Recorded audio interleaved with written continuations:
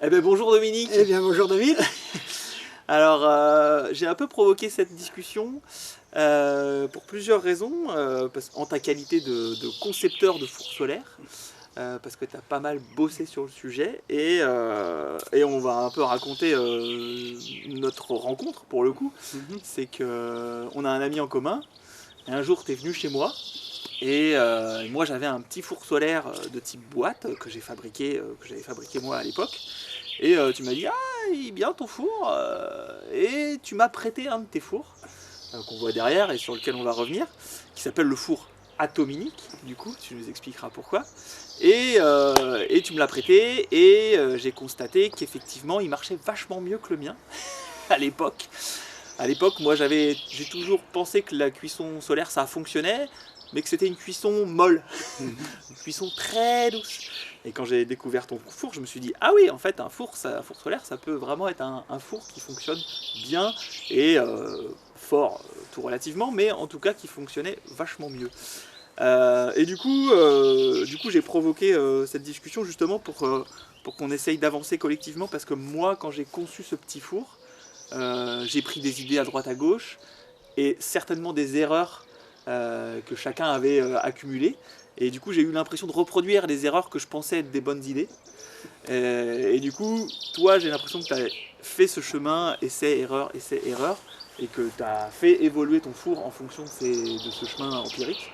Du coup, c'est pour ça que je voulais qu'on essaye de capitaliser collectivement sur les essais-erreurs que tu as pu faire et que j'ai pu faire aussi, pour que si quelqu'un demain veut construire un autre four solaire, il repasse pas par ce cheminement d'essai-erreur, il puisse directement arriver à quelque chose qui marche pas trop mal, quoi. Alors déjà, est-ce que tu peux te présenter brièvement et nous dire déjà pourquoi il s'appelle le four Atominique? Oui, voilà. Bon, ben, alors pourquoi le four Atominique? Bien, tout simplement parce que je m'appelle Dominique, hein, et puis que j'aime bien les plaisanteries aussi. Et j'ai dit le four Atominique c'est pas mal, mais Atominique c'est encore mieux. Hein, parce que le four Atominique qui fait la nique à l'atome et c'est pas mal non plus. Voilà. Et voilà. Maintenant, mettre un four solaire devant une centrale nucléaire, c'est vraiment un peu du pipeau. Mais, ben voilà, le four solaire, c'est aussi toute une autre démarche, toute une autre conception, hein, qu'on n'a pas beaucoup creusé. Et on reste sur des données empiriques. Alors nous, on va aussi rester sur des données empiriques. Alors j'ai commencé les fours solaires, ben moi aussi j'ai commencé les fours solaires par connaître une association, hein, qui faisait des fours solaires pour les pays en voie de développement, on dit ça comme ça. Bon. Je me suis dit, ben moi je peux pas voyager, j'ai pas les moyens. Mais bon, après tout, ici on n'est pas si mal placé que ça avec le soleil, on peut peut-être faire quelque chose de mieux. Et j'ai commencé moi aussi par acheter une parabole. Et donc pendant 3 ans, j'ai fonctionné avec ma parabole. Et j'aimais bien parce que la parabole c'est quand même vachement puissant. J'avais une parabole de 1,40 m. C'est super puissant, ça peut brûler beaucoup, puisque ça peut enflammer directement un papier journal qu'on met devant, il prend feu immédiatement, hein, donc c'est hyper puissant. Cette parabole, je lui ai trouvé des inconvénients, parce que aussi, elle est fragile au vent, elle peut prendre le vent, et puis ben, tout tombe par terre, quoi. Alors il n'y a plus qu'à ramasser les choses. Ça peut être dangereux pour les enfants qui tournent autour. Ça peut être aussi...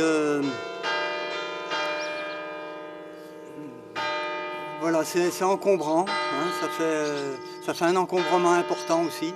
Bon, enfin, voilà.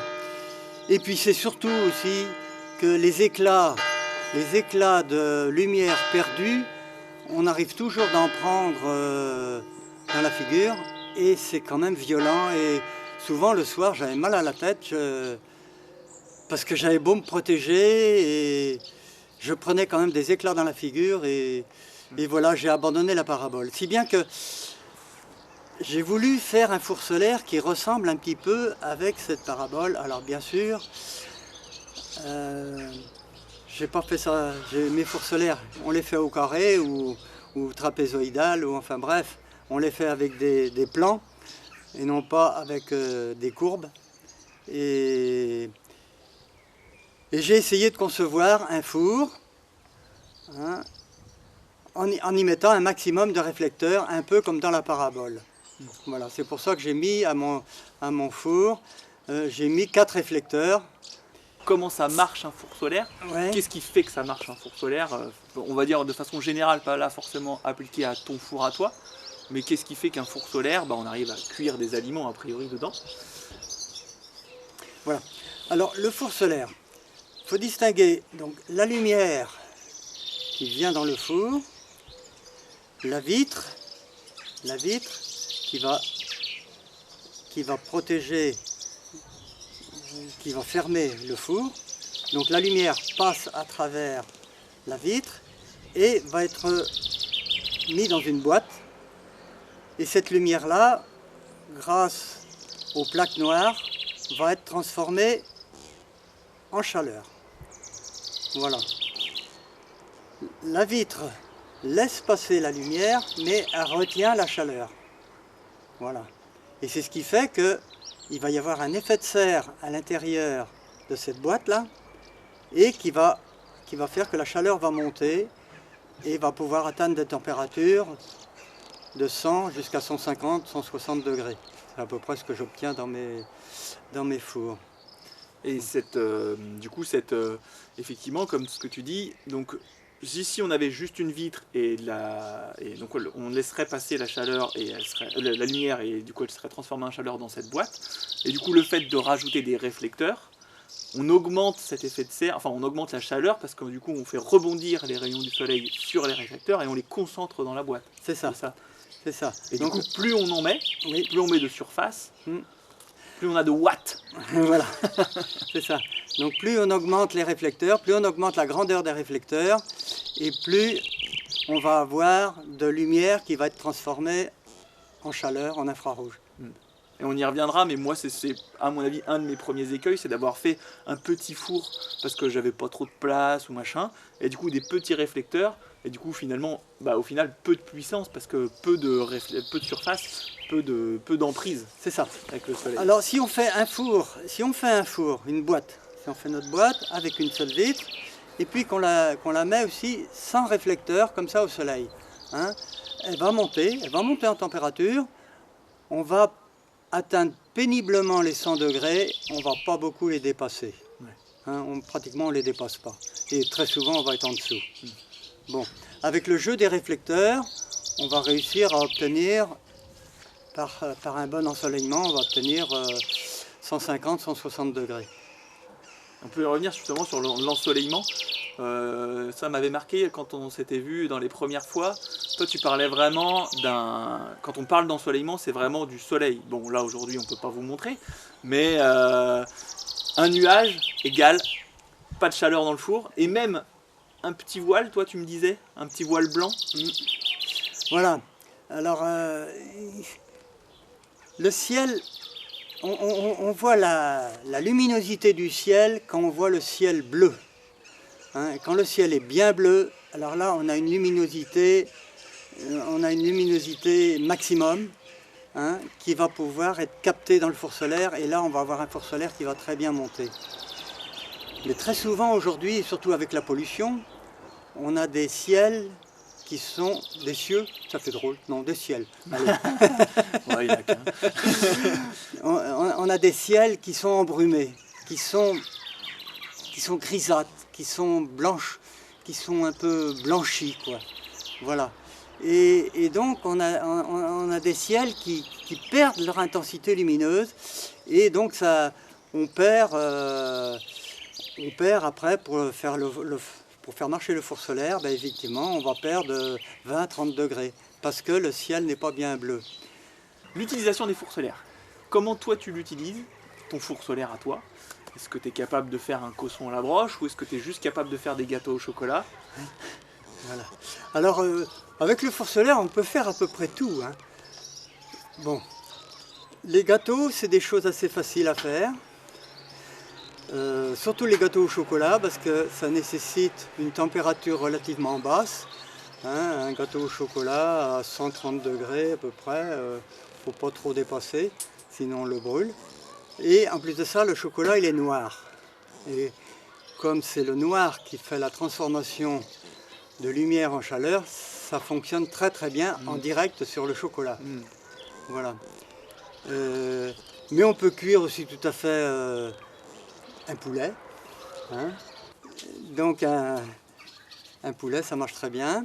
On peut faire toutes sortes de ratatouilles, de choses comme ça. Alors très souvent quand même, pour ce qui est des ratatouilles ou des plats mijotés, souvent on prépare la première cuisson. On fait mijoter la première cuisson, souvent sur le gaz avant, hein, pour faire revenir l'oignon et tout ça. Saisir, pour saisir, voilà. Hein, pour saisir un petit peu la première cuisson. Parce qu'autrement, au four solaire, on n'arrive pas à faire ça. Hein, et puis donc, une fois qu'on a saisi ce qu'on voulait faire, la ratatouille, un petit plat mijoté, on met ça au four solaire et il va cuire tranquillement pendant une demi-heure, trois quarts d'heure, une heure, suivant ce qu'on a besoin. Si c'est un pot-au-feu, pendant 2-3 heures, voilà. Oui, donc on se sert d'un four solaire comme d'un four, pas comme d'une plaque où on peut pas, par exemple, dans un four solaire, on ne fait pas de patates sautées comme on ferait sur une plaque. Non, voilà. Mais on peut tout à fait, pour faire des patates, par exemple, hein, on peut tout à fait huiler un petit peu, les éplucher, les huiler un petit peu, et on les met au four solaire comme ça, directement, ou avec du beurre, enfin comme on veut. Hein, et puis de temps en temps, on touille un petit peu, et ça va cuire très très bien comme ça. Hein, voilà. Alors pour la patate, il faut faire attention quand même, il faut que la température soit suffisamment haute, parce qu'autrement, si la température est en dessous des 100 degrés, la patate va bleuir, hein, et c'est pas bon. Ça va donner quelque chose qui n'est pas bon. Donc voilà. Il faut quand même qu'elle soit saisie. La patate, ça demande à être saisie à la cuisson. Si c'est une patate douce, alors là, il n'y a pas de problème, c'est très facile à cuire. On voit tout l'amour que tu as pour la patate douce. L'utilisation du four solaire, toi tu me disais pas mal quand on s'est rencontrés que tu stérilisais les bocaux. Voilà. Et ça c'est ce qui nous a aussi fait glisser vers le four solaire atomique, c'est que nous dans notre petit four type boîte, on n'arrivait pas à stériliser les bocaux, ça ne montait pas suffisamment. Voilà. Vraiment la stérilisation des bocaux, c'est vraiment ce qu'il y a de plus intéressant. Ouais. Hein, on fait plus d'une centaine de bocaux chaque année. Hein, et là, c'est pas compliqué. On pose les bocaux, on prépare ces bocaux, que ce soit si c'est des fruits ou des ratatouilles ou autre chose. On pose ces bocaux sur les plaques noires et en l'espace de 1h30, 2 heures, ils vont se mettre à bouillir. Alors si c'est des fruits, dès que ça bouille, il faut arrêter parce que le fruit est tout de suite cuit. Hein, faut pas le surcuire. Hein. Si c'est une ratatouille, on va laisser bouillir une demi-heure, trois quarts d'heure. Hein, et on n'a jamais éclaté de bocaux. Et pour le coup, c'est vrai que la cuisson, la stérilisation, c'est vraiment très très énergivore si on le fait sur le gaz ou quoi. Oui. Moi, ça m'horrifiait, ça me rendait malade de mettre Je ratais souvent mes bocaux parce que ça me rendait malade de gaspiller autant de gaz. Ouais. Et c'est vrai que là, pour le coup, dans le four solaire, on s'en fiche, même si ça prend 1 heure ou si ça prend une demi-heure ou si ça prend 4 heures, c'est gratuit quoi. Voilà. On n'a rien dépensé de plus. Alors il faut choisir ses journées d'ensoleillement. Oui. Hein, voilà, faut choisir ses journées quand même. Mais pourvu qu'on a, on va dire 3 heures d'ensoleillement, ça y est, ce sera suffisant pour stériliser ces bocaux.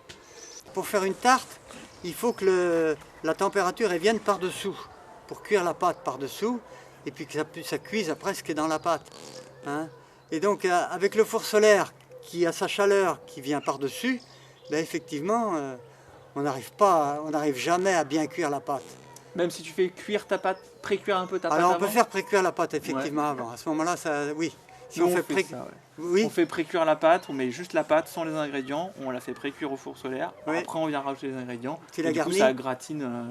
Et puis ça marche. Et ça fonctionne, ouais. Ah, c'est bien. Voilà, il faut faire comme ça. Oui, effectivement, là, il faut faire comme ça. Il faut un bon ensoleillement. Ouais. Nous, on arrive à faire du pain de mie aussi dans le four. Toi, Oui, du pain de mie. Toi, tu faisais du pain... Alors, c'était pas du pain de blé? Je faisais du pain de sarrasin. Ouais. Ben, le pain de sarrasin, il nécessite une température de entre 130 et 150 degrés, quoi. Hein. Donc, le pain de sarrasin, ça marche très bien. Ouais. Ah, le pain de sarrasin, ça marche très très bien. Bon, enfin, faut aimer le sarrasin. Et du coup, pour revenir sur, pour finir sur l'utilisation, toi, quand on a rencontré, tu me parlais pas mal des plats, du type de plat, de l'inertie des plats. Voilà, si tu veux nous parler de tout ça. Voilà. Alors le plat idéal, voilà. Il faut que le plat soit déjà dans les paramètres de fonctionnement d'un four solaire. C'est-à-dire que le plat, il faut qu'il soit noir, il faut qu'il soit relativement léger, qu'il monte en température rapidement. Bon, si c'est un plat en fonte, je ne dis pas que ça ne va pas marcher, ça va marcher, mais ça va être long pour qu'il monte en température. Si c'est un plat en tôle émaillée noire, ça va être beaucoup plus rapide, hein, parce qu'il n'est pas épais, et il va donc tout de suite, être brûlant. Parce que du coup, si on a un plat lourd, il va falloir d'abord réchauffer le plat avant de réchauffer les aliments. Ben voilà, ça augmente le temps. Si on a un plat en fonte, ça va marcher, il n'y a pas de problème. Mais il lui faudra du temps pour monter à la température de cuisson.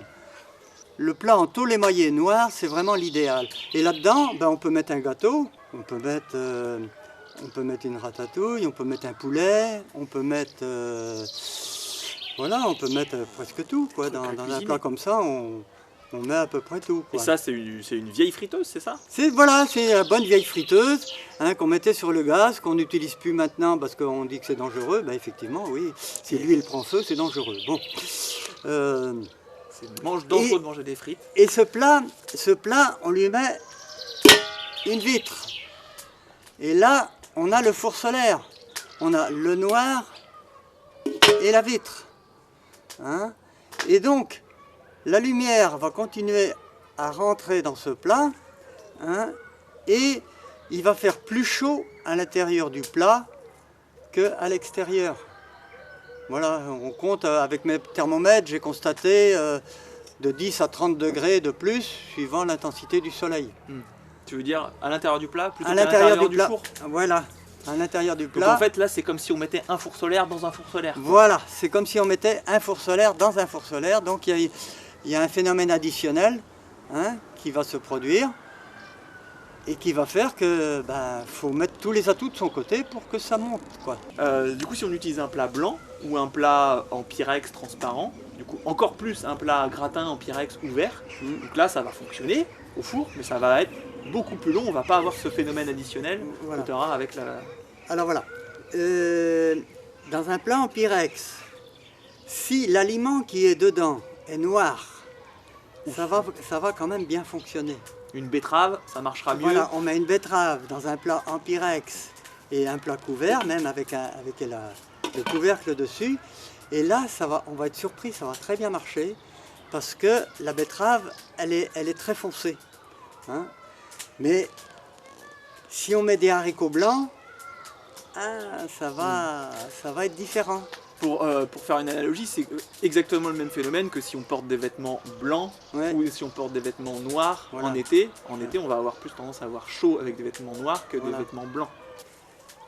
On peut déjà expliquer comment les différents types de fours qu'on peut fabriquer. Ouais. Hein, et là, j'ai des gabarits. Alors ça, c'est des gabarits de profil de four, donc de côté. Oui, voilà, c'est la coupe. Hein, c'est la coupe. Alors, voilà, le four que tu avais quand je suis allé chez toi. Le four que tu avais quand je suis allé chez toi, c'était ce type de four-là. Exactement. C'était ce type de four. On a la vitre qui est ici. À 60 degrés. La vitre qui est à 60 degrés. Voilà. On a l'angle droit ici. Et puis un angle droit ici. Alors ce qui se passe, pour que la lumière pénètre bien à l'intérieur de la vitre, il faut que la lumière soit proche de la verticale. Alors si on a une vitre qui est comme ceci, à 30 degrés par rapport au plan de la Terre, hein, à l'horizontale, hein, voilà, la meilleure pénétration de la lumière, elle est lorsque le soleil est relativement proche de la perpendiculaire. Voilà. Et donc, comme avec nos températures à nous, on a des soleils qui sont nettement plus inclinés, on a une réflexion de la vitre qui est colossale. Si bien que la pénétration de la lumière à l'intérieur de la boîte, elle est limitée. Hein. Et plus le soleil descend, plus la réflexion de la vitre, qui va se trouver ici, hein, la vitre se trouve là, donc la vitre renvoie la lumière au lieu de la laisser traverser. Voilà. Pour que la lumière pénètre bien, il faut être relativement proche de la verticale. Alors on peut dire à peu près que faut que la lumière, elle peut balayer à peu près 20 à 25 degrés de chaque côté de la verticale. Oui. Au-delà de 25 degrés, voilà, la réflexion de la vitre est plus importante que la pénétration.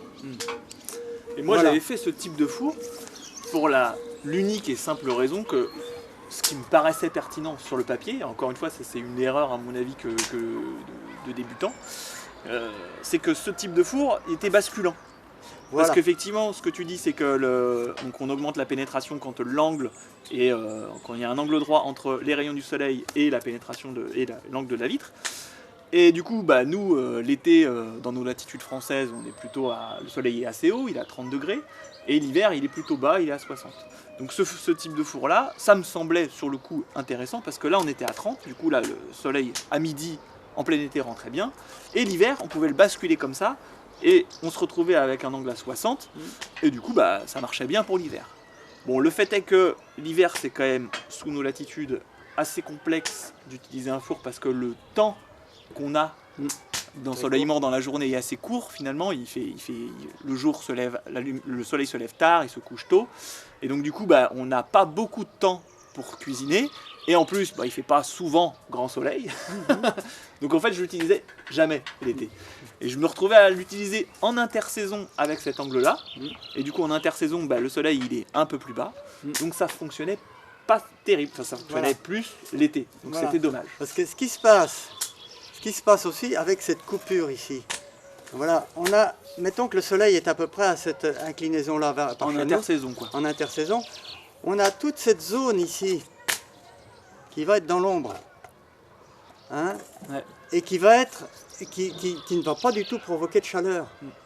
Hein, donc là, on a de l'ombre, et ben voilà, on a une grosse perte. Hein, alors, voilà. Et du coup, c'est quoi les autres profilés possibles? Alors, c'est pour ça que j'ai fait le four à 45 degrés. Le four à 45 degrés, et ben voilà, c'est... On peut le prendre dans un sens ou dans un autre. Hein.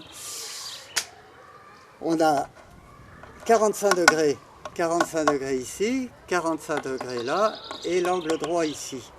La vitre étant ici. Alors déjà, on peut balayer... Avec ce four-là, on peut balayer des ciels, on peut balayer des lumières qui vont arriver de 20 à peu près, de 20 à 60 degrés quoi. Donc ça couvre plus d'utilisation en tout cas. Ça couvre à peu près toute notre utilisation de notre région. Ouais. Et du coup, ça correspond, alors on le redit, ça correspond à un type de four qui est pertinent sous nos latitudes françaises. Voilà, sous nos latitudes françaises, alors pas que, hein. Bon, pas que, mais en tout cas... Toutes les latitudes qui correspondent à la Méditerranée, là, hein, au-dessus et en dessous de la Méditerranée, hein, tout le midi de la France, enfin bref, tout le Maghreb va fonctionner très très bien avec des fours à 45 degrés. Ouais, mais plus on se rapproche vers l'équateur, plus le soleil est haut. Alors, du coup, voilà, il va falloir préférer d'autres... Si on se rapproche de l'équateur, si on se rapproche des tropiques, effectivement, on va utiliser celui-là. Parce que cette coupe-là va être efficace, hein, le soleil étant beaucoup plus haut. Voilà. Donc, c'est ça. Alors, ce qui est intéressant dans ce four-là, et j'ai vu ça des fois, il faut bien garder les triangles complets. C'est vrai que moi, a priori, quand tu me dis ça, je me dis bah c'est bête parce que là tout ça c'est de l'espace perdu, on peut rien en faire là, on peut pas mettre d'aliments dans ce. Ben voilà, c'est de l'espace perdu, mais n'empêche que si on coupe son triangle ici, si on le coupe en haut aussi là, eh ben on va diminuer la vitre. Ah, c'est intéressant parce qu'autrement la vitre elle est très grande. Puis ça coûte cher la vitre. Alors. Eh ben oui, oui, mais n'empêche que ben non, il vaut mieux garder une grande vitre parce qu'en fait ça va être ça. Parce que si on coupe ici, ben après ça fait une zone d'ombre là. Si on coupe là, ben c'est pareil, ça fait une zone d'ombre. Donc on a quelque chose qui fonctionne beaucoup moins bien. On va perdre énormément de calories. Et il faut pas en perdre du tout. Hein? Et comme tu disais, c'est la vitre qui permet de faire rentrer la chaleur, qui évite que ça s'en aille. Et du coup, si on a un réflecteur ici, eh ben on a moins de surface qui fait rentrer les calories. Quoi. Ben voilà. Hein? Et t'en as une autre là, ça sert à quoi ça? Alors voilà. C'est quoi ce profilé ça, hybride? Il ressemble un petit peu à celui-là. Ouais, carrément. Il ressemble un petit peu à celui-là. On est parti, pour faire ça, pour faire celui-là, on est parti d'un triangle équilatéral. Hein? Les trois côtés sont égaux. Et puis, donc, on a ici un angle à 60 degrés. Et puis, on a coupé ici, et c'est là qu'on va mettre la porte. Voilà, ça va nous donner ça. Là, ici, on a la porte. Là aussi, on a une petite inclinaison. Hein? Mais j'ai ouvert cette inclinaison pour permettre d'avoir une pénétration du soleil, hein, sans avoir d'ombre. Et finalement, j'ai constaté que ce four-là, eh ben, il fonctionne vraiment très très bien aussi chez nous. Hein? Donc la vitre est à 60 degrés. Bon, en période d'été, j'ai un petit peu de perte, un petit peu plus de perte. Mais toute la période des équinoxes de printemps, les équinoxes d'automne, ça fonctionne très très bien. Au moment du solstice d'été, j'ai un petit peu de perte. Au moment du zénith, j'ai à peu près 3 ou 4 heures, là où je perds un petit peu de température. Mais ma foi, ça fonctionne quand même très très bien. Et j'ai été très surpris de ça, parce que je l'avais un peu abandonné, ce four que j'avais fait. Et je l'ai remis en fonctionnement avec les réflecteurs que tu m'as fournis. On va en parler. Et vraiment, il me donne vraiment une très très grande satisfaction. Ok. Il y en a plein, Dominique, des fours solaires. Qu'est-ce qui fait que toi, le four Atominique, il est différent, ou il est pareil sur certains points que d'autres, hein, mais pour moi, tu as plein de petites choses qui font qu'il a ces petites subtilités. Et puis, quelles sont l'importance de ces petites subtilités selon toi? Et ben voilà. Donc, j'ai essayé d'éviter toutes les zones d'ombre. Parce que si on arrive à éviter toutes les zones d'ombre, on fait que la chaleur va être un tout petit peu importante et un tout petit peu plus importante. Alors on va gagner 2-3 degrés par-ci, 2-3 degrés par-là, mais ça compte quoi. Voilà. Et donc j'ai veillé à mettre mes réflecteurs bien en bordure de vitre pour que vraiment l'ensemble de la lumière arrive à rentrer dans le four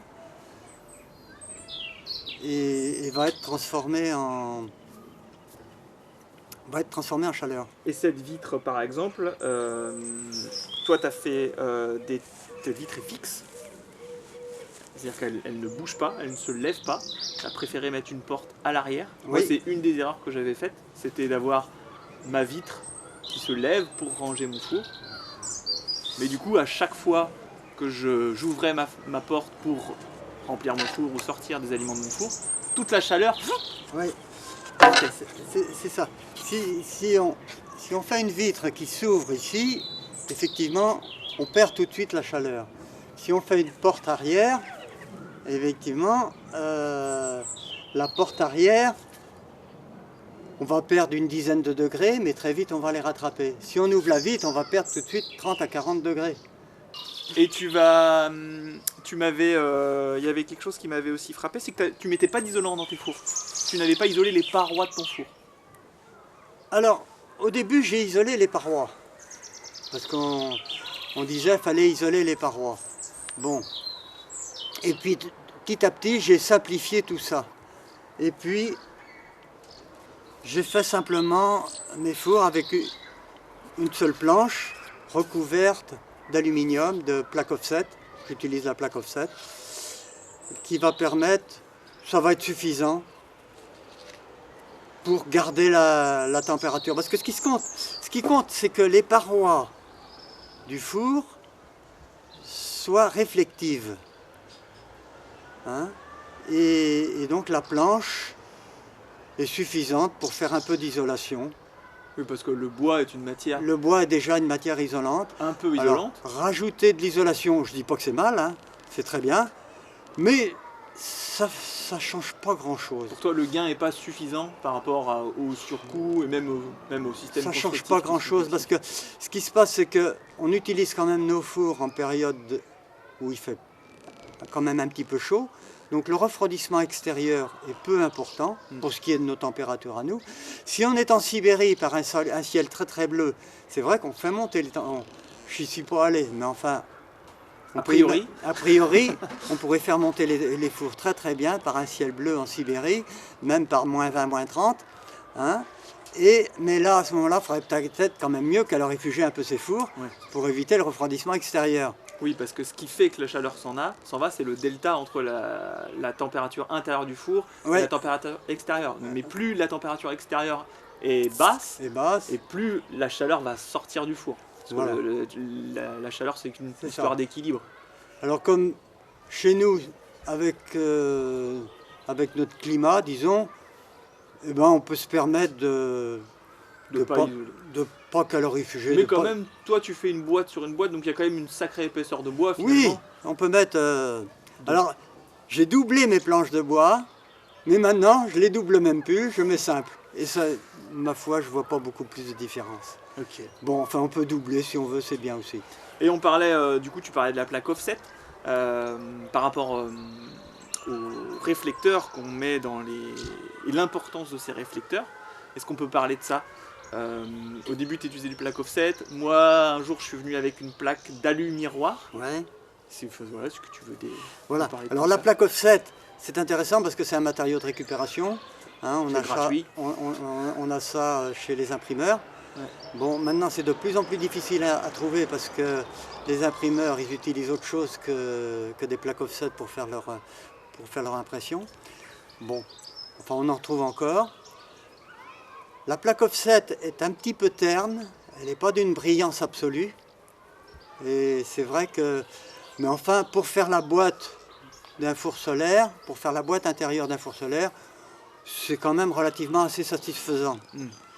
Pour faire les réflecteurs, si on peut trouver mieux, c'est encore mieux. Donc quand on dit la boîte, c'est l'intérieur du four solaire, et les réflecteurs, c'est, on va dire, les oreilles, c'est les trucs qui sont amovibles. C'est ce qu'on rajoute, quoi. Hein. Et du coup, effectivement, donc un bon réflecteur, donc là on parle des oreilles, là, un bon réflecteur, ça serait, l'idéal, ce serait un miroir, un vrai miroir. Voilà. L'idéal, c'est un miroir. Parce que un miroir renvoie 100% de la lumière, donc on se voit à travers. Voilà. Et donc, plus c'est une surface terne ou dans laquelle on ne se voit pas, plus ça va être une surface qui va moins renvoyer la lumière. C'est ça. C'est ça. Donc c'est intéressant d'avoir des réflecteurs qui soient le plus miroir possible. Ouais. Bon, alors on pourrait utiliser du verre. Hein. Le problème, c'est que c'est quand même c'est lourd et c'est fragile. Alors, bon, il y en a qui l'ont fait.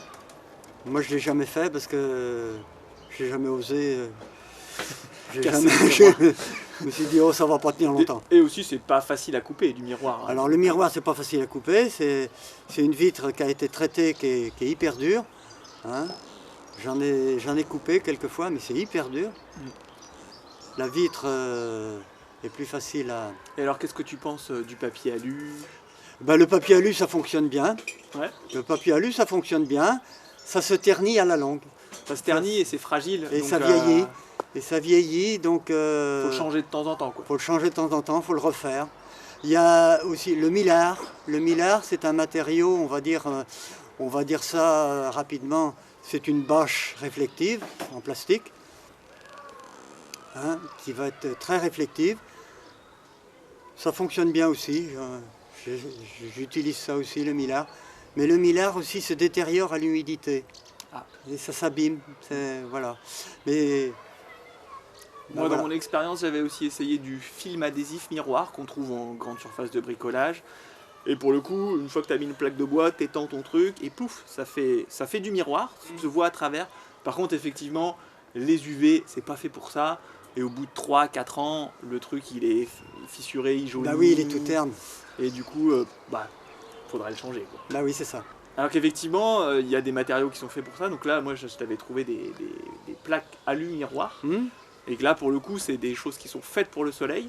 Donc du coup, qui vont avoir une très longue durée de vie, qui sont plus chères que du papier alu, forcément. Mais aussi qui tiennent l'humidité, qui tiennent à l'extérieur. Ouais. Donc voilà, c'est une histoire de compromis entre argent et puis durée de vie du four, quoi. Peut-être que pour essayer, quelqu'un qui voudrait essayer le four solaire, peut-être que dans un premier temps c'est super de mettre du papier alu, et que s'il trouve que c'est super et qu'il l'utilise vraiment fort. Le scotch alu, j'en ai fait beaucoup en scotch alu. Ouais. Bah, ma foi, ça fonctionne. Hein. Ça se ternit, bon, bah faut le remplacer, quoi. Ouais. Puis petit à petit, faut prendre goût aussi à son four solaire, faut vouloir s'en servir.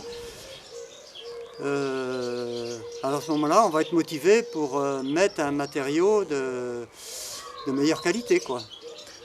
Ouais. Sur ton four, les deux réflecteurs, tant qu'on y est, les deux réflecteurs haut et bas sont amovibles. Ouais. Les deux réflecteurs latéraux sont statiques. Sont Tu peux nous statiques, oui. expliquer pourquoi ? Les réflecteurs haut et bas, ils vont suivre le mouvement du soleil, hein, et les réflecteurs latéraux, eh bien, chaque fois qu'on va tourner un petit peu le four, ils vont tourner avec. Donc ils suivent le mouvement qu'on va donner au four. On modifie la position du four, on va dire toutes les heures, ça suffit. Hein. Oui, donc on tourne l'ensemble du four parce que l'objectif principal c'est d'avoir la surface vitrée au maximum, avec un maximum de pénétration du soleil. Et du coup, toi, dans ton idée, on ne bouge pas les oreilles latérales, ce qui est vrai, hein. On tourne plutôt l'ensemble du four face au soleil. Oui, voilà, on tourne l'ensemble du four. Du coup, les oreilles latérales, il n'y a aucunement besoin qu'elles soient... Voilà, c'est ça. Parce que j'ai vu aussi des espèces de des cônes de lumière qui étaient adaptés sur des fours solaires. Alors le cône de lumière, bah, c'est très bien, seulement ça fonctionne très bien sur un moment précis de la pénétration de la lumière. Et la lumière, elle bouge. Donc le cône de lumière, il faut qu'il soit variable lui aussi. Le soleil monte dans le ciel et après il redescend. Le soleil monte, il descend. Alors. Effectivement, si on peut faire bouger l'oreille du haut et l'oreille du bas, ça nous permet de suivre l'inclinaison du soleil. Voilà. Quand il monte, on change ça. Par rapport à l'inclinaison, du coup, toi maintenant tu conseillerais, en tout cas dans nos latitudes, un four plutôt à 45 ou plutôt à 60? Pour nos latitudes, le fonctionnement à 45, c'est bien. Parce que on a 6 mois de l'année, à peu près chez nous, on peut les faire fonctionner de façon bien, quoi. Il y a un autre truc qui m'avait marqué dans ton four, c'était l'histoire de la lame d'air que tu as aménagée à l'intérieur de la boîte, entre la surface noire et la surface on va dire réflective. Voilà, tu as une boîte qui est faite de réflecteurs, dans laquelle on met le plat, mais dans cette boîte pleine de réflecteurs, tu as ajouté des petits tasseaux, on va dire, des petits bouts de bois, pour aménager une lame d'air entre la plaque noire qui, elle, absorbe et la plaque réflective. C'est ça. Parce que, voilà, au début, quand on a fait des fours solaires, hein, on a fabriqué la boîte, souvent en aluminium, et puis après, on la peignait en noir. On peignait tout en noir. Bon, ça fonctionne, seulement à ce moment-là, ça nécessite vraiment, oui, effectivement, de calorifuger les bords du four, parce que vu que c'est la paroi du four qui est noire, eh bien, toute la chaleur a la tendance à fuir dans les parois. Hein. Et donc, à ce moment-là, la paroi, il y a une nécessité que les parois, à ce moment-là, soient vraiment isolées. Et c'est comme ça que je me suis dit, là, il faudrait essayer de changer ça. Donc j'ai gardé certaines parois, je les ai gardées réflectives.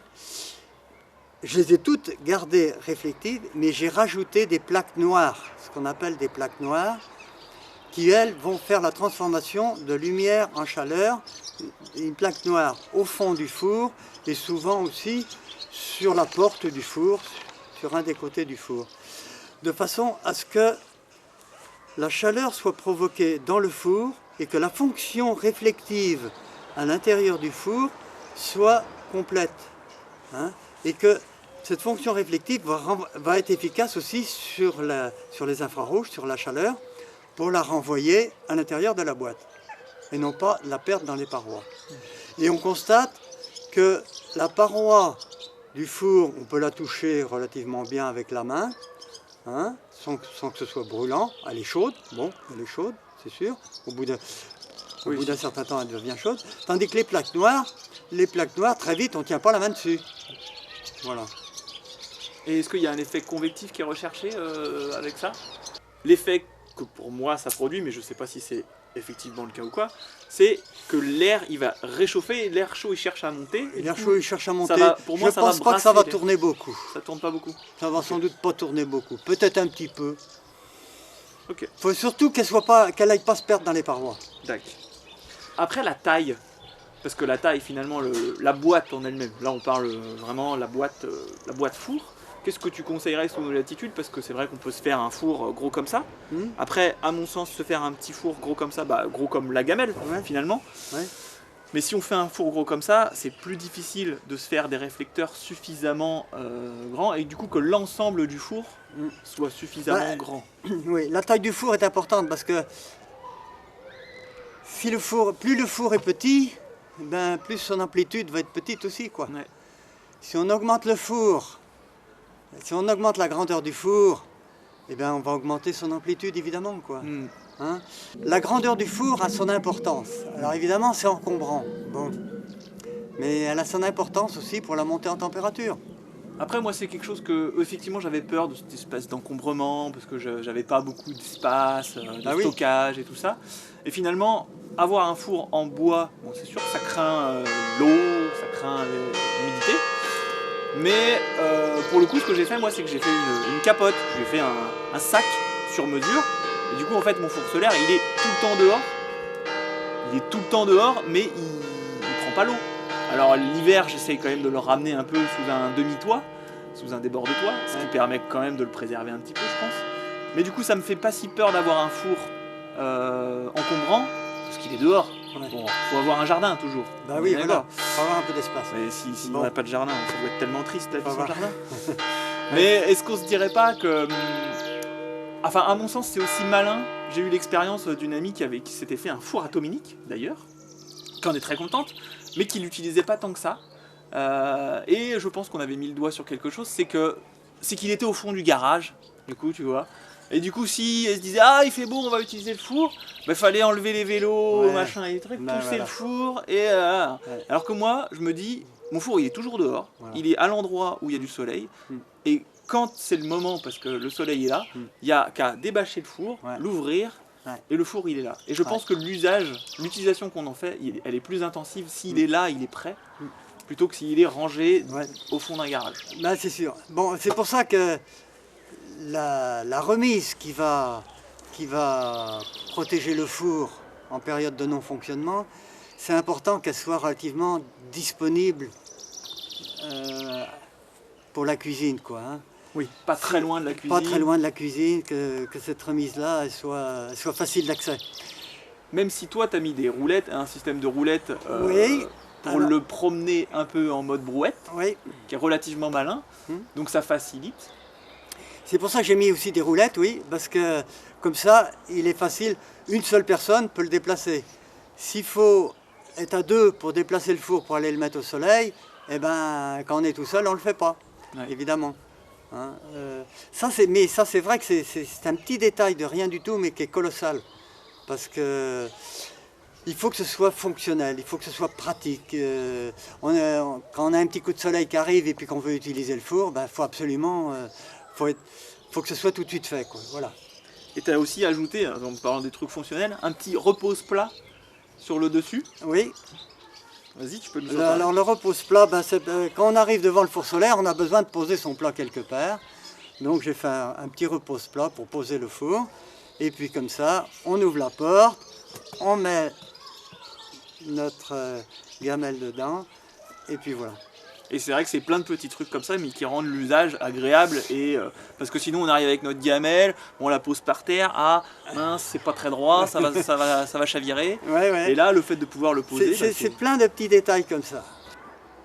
Tu me vois à travers la vitre. Je te vois à travers la vitre. Tu me vois à travers la vitre. Bon, c'est déjà bien. Ça veut dire que la lumière passe. C'est pas mal. Hein, mais il y a quand même un petit flou. Il y a un peu flou, ouais. Il y a un petit peu de flou. Bon, je te vois, oui, je reconnais David. Ça va. Donc, parce que la vitre n'est pas complètement transparente. Hein. Toute vitre va avoir un effet réflecteur. Voilà. Et au début, avec les fours solaires, on mettait 2 vitres pour amplifier la température à l'intérieur. Lorsqu'il y a 2 vitres, le four il met 2 fois plus de temps à monter en température, hein, que lorsqu'il n'y a qu'une seule vitre. Ben voilà, alors, ce qui se passe, c'est qu'avec 2 vitres, hein, on a un double effet aussi de rejet de lumière. Hein. Donc on a moins de température, on a moins de lumière à pénétrer à l'intérieur. Et ayant moins. Alors moi évidemment, je dis ça de façon empirique, il faudrait dire ça avec des appareils de mesure. Mais je l'ai constaté, j'ai constaté l'efficacité de la chose. Hein.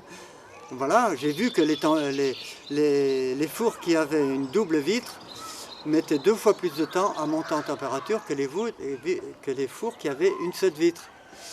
Et ça, j'ai mis beaucoup de temps à le faire reconnaître à ceux qui faisaient des fours. Hein, parce qu'ils ne voulaient pas le croire, quoi. Ben, je dis, je suis désolé, mais c'est comme ça. Et est-ce que pour toi, tu aurais le même effet avec un vrai double vitrage, dans le sens où 2 vitres avec du gaz autour? Parce que là, tu me parles de 2 vitres, mais c'est 2 vitres, simple vitrage, que tu poses l'une derrière l'autre. Ouais, mais ça serait pareil. Tu penses que ça serait pareil? Ça serait pareil. Ou alors, il faudrait avoir... Ce qu'on a aujourd'hui, on a des vitres spéciales pour capteurs solaires. Et à ce moment-là, la transparence de la vitre, elle est presque absolue. Hein? Alors à ce moment-là, effectivement, là c'est bien. Mais ce qu'on utilise souvent pour faire on prend des vitres de récup, des vitres de récup, des vitres simples, surtout des vitres qui n'ont pas été traitées, hein? Des vitres qui n'ont pas été traitées anti-reflet, anti-UV, tout ça. Anti-UV, tout le machin. Non, il faut éviter ça. Il faut prendre ce qu'on appelle de la vitre blanche, quoi. Voilà. Ok.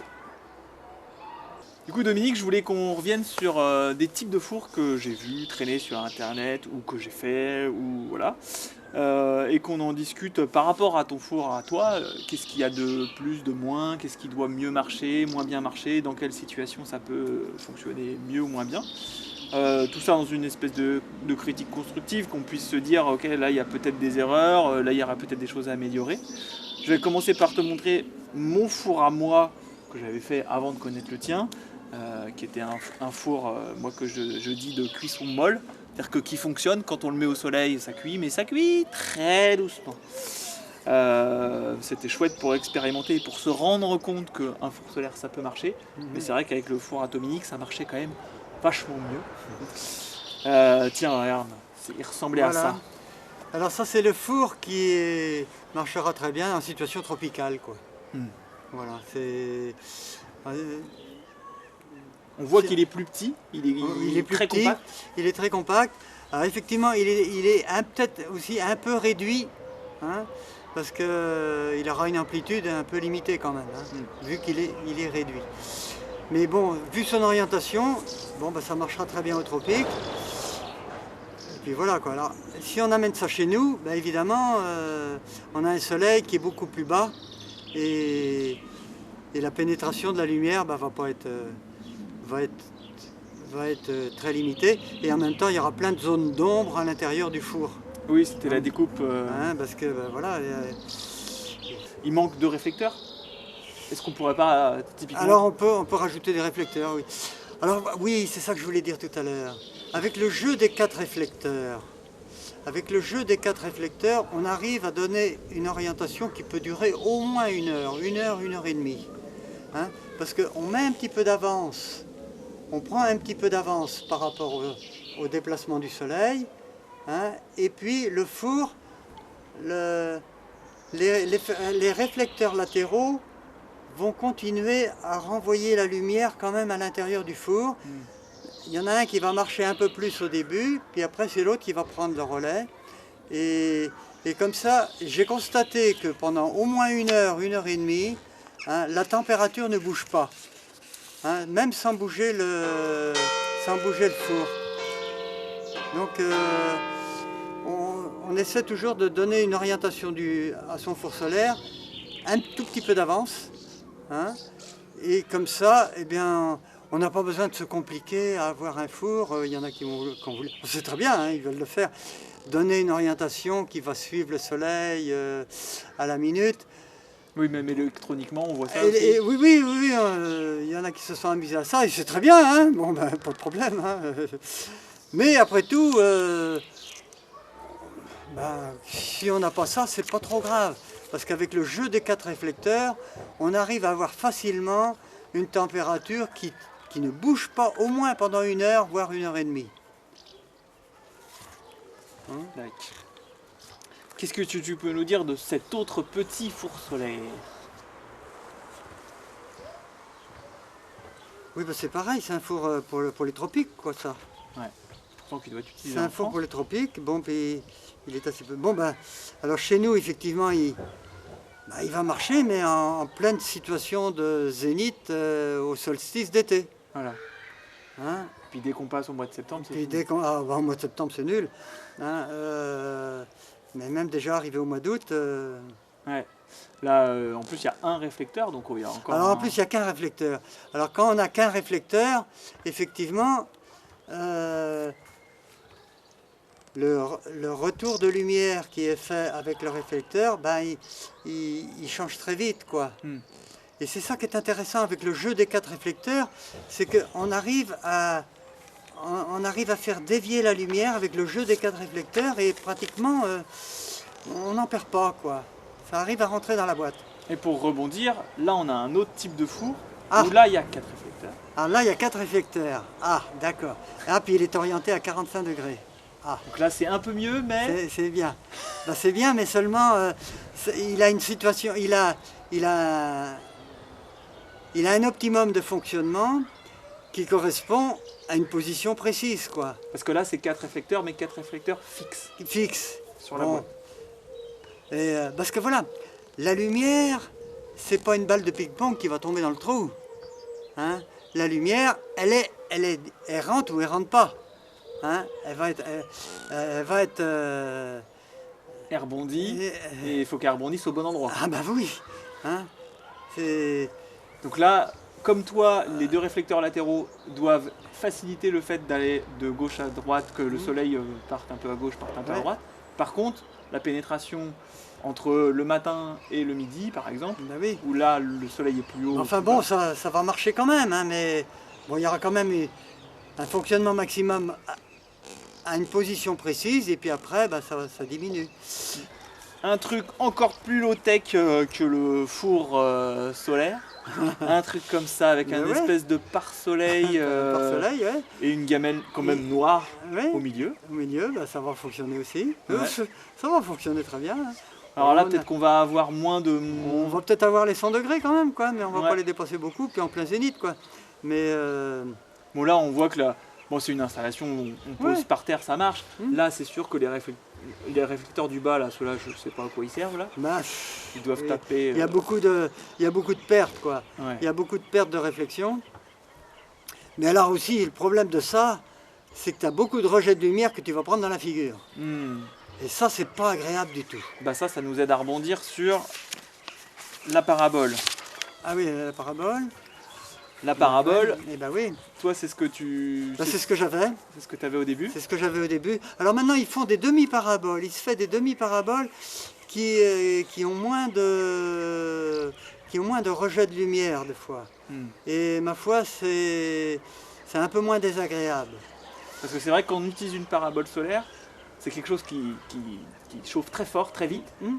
Mais par contre, il faut vraiment se protéger les yeux parce que c'est Ah c'est bah comme oui, si non. on regardait le soleil. Ah bah oui, on peut pas se protéger les yeux parce que c'est trop puissant. Ouais. Ah bah non. J'en ai eu une, bah, c'est la mienne, celle-là qui est en photo. Et c'est vrai que même avec des lunettes de soleil, bah, ça passe quand même. Ah bah non, sur le avec les côté. lunettes de soleil, c'est... Non, il faut des carreaux de masque à souder. Ouais. Hein, et il faut même plus fort que le masque à souder. Hein. Donc c'est pas pratique pour cuisiner le masque à souder. Alors, c'est... Ouais. Mais c'est vrai que sinon, C'est ça le problème de la parabole. sinon c'est vrai que c'est quelque chose qui fonctionne et Alors, qui fonctionne il fort. y en a qui font des tubes avec une petite parabole. C'est ça. Un concentrateur Un concentrateur. avec un tube. Alors ça doit, voilà. Alors ça nécessite évidemment, d'avoir un fabricant qui va le faire, quoi, hein, parce que c'est pas des choses qu'on peut faire soi-même. Parce que ça, du coup, c'est un tube en verre C'est un tube en verre. avec un autre tube en verre à l'intérieur qui est noir. Ouais, Et là, et du coup, il y a du vide d'air entre les deux. Donc le vide d'air étant le meilleur des isolants. ouais. On n'a pas cet effet de réflectivité du verre parce que le verre, en plus, il est pensé pour ça. Donc la lumière va pénétrer, passer le première couche de verre, frapper le verre noir, du coup, va être aspiré. Et après, ça fait une sorte de piège à calories qui fait une montée. Ça c'est intéressant.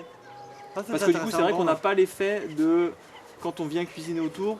Ça nous renvoie pas parce que les rayons du soleil sont concentrés Voilà. sur le tube. On n'a pas de rejet de lumière là qui peuvent venir dans les yeux, quoi. Par contre, c'est sûr qu'il faut avoir cet effet de tube et le tube n'est pas, il faut avoir, pas fabricable à la maison. C'est un outil industriel, quoi. Ouais. Mais c'est bien, c'est une bonne recherche, hein. Ouais. C'est autre chose qu'un four solaire. Est-ce qu'il y aurait des trucs qu'on n'a pas dit sur ton parcours, toi, de conception de ce four-là? Comment t'en es arrivé là? Est-ce que tu as fait d'autres essais qui ont abouti à des erreurs, ou même pas des erreurs, mais en tout cas des choses qui ne fonctionnaient pas, qui pourraient nous servir pour nous dans le futur, pour pas qu'on retombe dans certains écueils? J'avais vu des fours solaires avec couloir de chauffe. Avec couloir de chauffe. Oui. Ok. C'est-à-dire que je l'ai fait, puis je l'ai détruit. Ça marchait pas si bien. Non, c'était pas vraiment satisfaisant. C'est-à-dire que tu faisais un peu comme les séchoirs. Ouais, d'accord. Tu faisais un couloir de chauffe qui montait après dans la boîte. Mais ça donnait pas grand-chose de plus. Ah, pour un séchoir, oui, peut-être. Pour un séchoir, peut-être.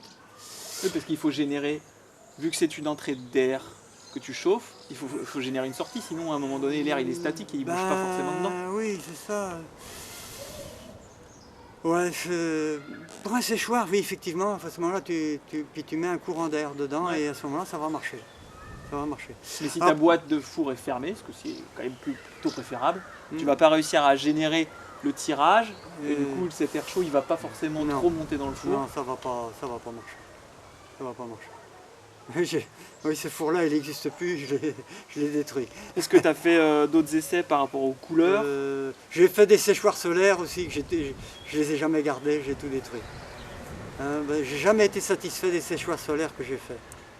Et maintenant, si j'avais un séchoir solaire à faire, je le ferais un peu dans le type des séchoirs à tabac. Hein? Une espèce de cabane là, noire, voilà, avec une cheminée, et puis ça va chauffer. Et puis c'est bon, le soleil va tourner autour, et puis ça va sécher tout seul. Parce que pour sécher, c'est pas la lumière qui compte, c'est la chaleur. La chaleur et au contraire, quand on veut sécher, il ne faut pas mettre à la lumière, parce que souvent la lumière détruit ce que tu veux sécher. Ok. On avait parlé de l'inertie un peu, est-ce qu'on en remet une petite couche? Dans l'inertie, ton four, toi, tel que tu le moi, conçois, j'ai essayé d'annuler l'inertie au maximum. Voilà, le moins d'inertie possible. C'est pour ça que j'ai pris des plaques noires qui ont peu d'inertie, des marmites qui ont peu d'inertie, enfin voilà. Et c'est ça qui... Du coup, quand on dit inertie, c'est quelque chose de léger, qui n'accumule pas. Voilà, qui n'accumule pas. Qui est tout de suite... Parce que ce qu'il faut, c'est conduire la chaleur à l'aliment, le plus vite possible. À mon sens, le four solaire, c'est très probant. J'ai l'impression qu'il y a pas mal de choses dans les low-tech ou même dans la transition énergétique, là où on peut se questionner. Voilà, les panneaux solaires photovoltaïques, ah oui, les minerais, tout ça.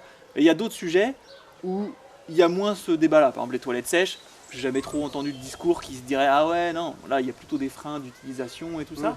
Et j'ai l'impression quand même que le four solaire, on est un peu dans ce cas de figure où il n'y a pas vraiment de trucs qui disent mais non, il faut pas faire de four solaire parce que, voilà, parce que c'est quelque chose de très low-tech, on peut faire, toi tu faisais quasiment avec des matériaux de récupération, il y a très peu de matériaux neufs potentiellement, ou des bouts de charnière ou des bouts de vis, mais bon, voilà, 3 fois rien. En termes d'impact, c'est, on va dire, quasi nul ou très peu.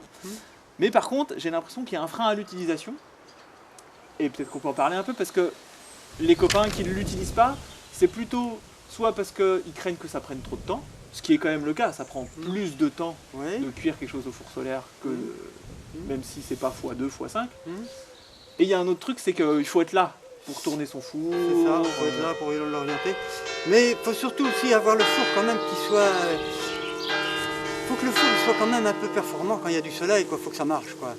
Il faut avoir le four le plus performant du monde. Faut obtenir les 150 degrés facile, quoi. Hein, et là, avec ces fours-là, je les ai, il n'y a pas de problème. Et mais par contre, si tu vas bosser à 8h et que tu rentres à 18h... oui, effectivement, là... alors j'ai fait des fois des orientations un petit peu au pif, quoi, comme ça. Hein, et puis comme ça, j'arrive le soir, c'est cuit. Ah ouais. Et tu partais bosser, tu le laissais dedans et tu revenais, c'était cuit. Ça peut marcher. Oui, ça peut marcher aussi. Alors quand on a l'habitude à peu près de ces orientations et tout le bazar, on y arrive. Hein, ce qui fonctionne, la matière, c'était important pour moi de mettre la matière réflective, la matière transformative, transformative de lumière en chaleur. Hein, et de faire que cette lumière soit transformée en chaleur, moi ça me dit déjà plein de choses. Ça me dit déjà plein de choses parce que quand je fais une transposition sur les lois de similitude, je me dis mais putain, hein, on s'est pris pour le siècle des Lumières. Et on a fait quoi? On a craché les réflecteurs dans la gueule des autres. Et on a fait la guerre. Mais non, hein, il faut faire de la chaleur. Il faut faire de la chaleur humaine. Et quand on a de la lumière, quand on a des idées, il faut faire de la chaleur humaine. Putain, ça vaut la peine. Hein. Et ça, c'est une grande leçon pour moi. Ça c'est la meilleure leçon que j'ai reçue du four solaire. Voilà, je tiens à le dire. Je vais essayer de retravailler sur la documentation du four, de ton four, avec tout ce que tu nous as dit là et tel qu'il est conçu là. Le four, il est distribué sous licence libre. Toi, tu le donnes à la communauté. Et donc merci pour ça. Je mettrai des infos en lien avec à l'arrière de la vidéo pour trouver, par exemple, tu as écrit des livres autour de ce four, des petites fiches. Bon, le livre, il est caduc. Il est caduc, mais il y a quand même des ressources. Et puis je mettrai les plans à jour par rapport au livre et par rapport à ce que tu as ajouté. Puis bon, maintenant... Non, mais moi je peux plus. Moi, c'est bon. Et voilà, c'est pour ça, c'est aussi pour lancer un appel à faire avancer et à faire contribuer et faire à l'amélioration du four atominique, qui grandisse. Puis chercher autre chose. Au-delà de toi. Puis chercher d'autres concepts, parce que bon, moi j'ai travaillé sur ce concept-là. Bon, il y en a sûrement d'autres. Hein. Super. Merci beaucoup, Dominique.